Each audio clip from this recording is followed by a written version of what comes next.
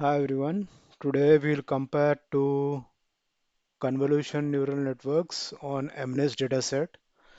So let me so I have set the default parameters like this. So Adam and Adam optimizer and for model 1 layer convolution layer 1 16 kernels, 32 kernels, 64 kernels for layer 3, and for model 2 888 I have set. So batch size I have set 512, like 512 images will be there in each batch. So let me set this 4 and start the training. So I have simplified the model a lot. In convolution layer 1, I am using stride 2, and convolution layer 2 also I am using stride 2. Stride 2 means in horizontal and vertical direction one pixel will be skipped and the convolution will be calculated.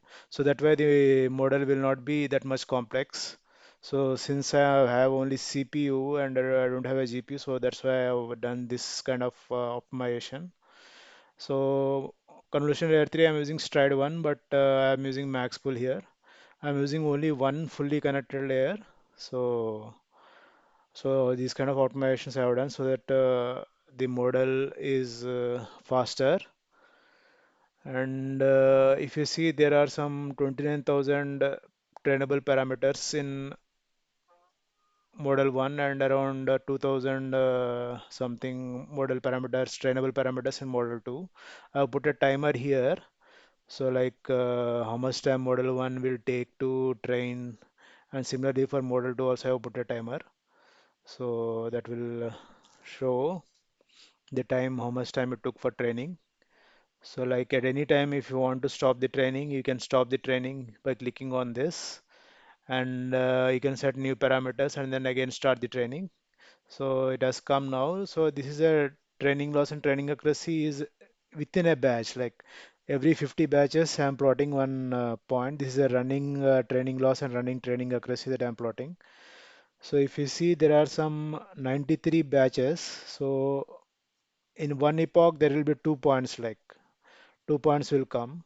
50 batches, 1 point will come. So remaining some 43, one more point will come. So this running average I will plot, and this is validation loss and validation accuracy. Training data, I am using 20% of the training data for validation. So that will not be used in the training. So at the end of the epoch, whatever is the model, that model will be used to used to evaluate used to evaluate validation data. Mode is evaluated and validation data. So like to calculate the validation loss and validation accuracy. So if you see model 2 started at 88 and the model 1 it started at 94 validation accuracy. So it is improving. So it has gone up to 93 model 2. Model 2 is slightly less complex. Model 1 is complex model. So and I am using multi-threading. So model 2 is less complex, so it will run faster. So, so every epoch 2 points in the inside the training it will be plotted, and after the epoch on validation to 1 point will be plotted. So that's the idea. So I think this is over now. I think model 2 is over 100% done.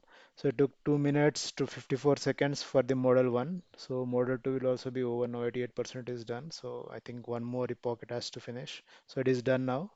So it took 3 minutes 16 seconds for model 2 to model 1 to train for 4 epochs with these parameters. So let's generate the test metric. So whatever is the model that we have got for model 1, model 2 after training, that we will use on test data to generate the test metrics.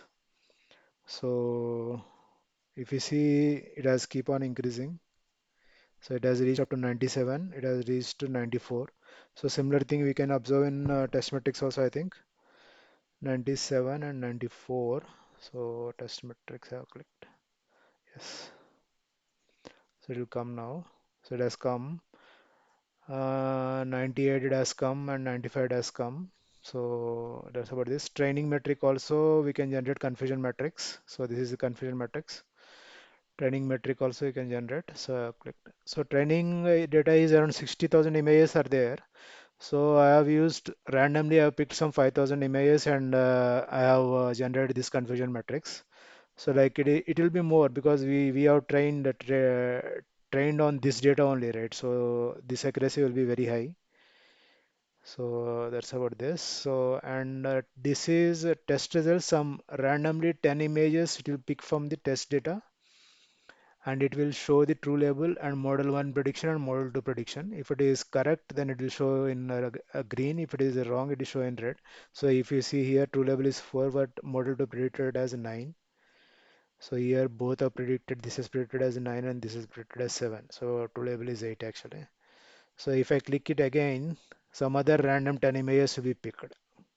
And again, if I click some other random 10 images, like so, that's about this. So So we can even try with stochastic gradient descent with different batch sizes, with different number of epochs and with different number of parameters. I'll put a stop training also, like if you want to stop the training at any point, then you can stop also. So there also is that. So that's all about this. Thank you very much.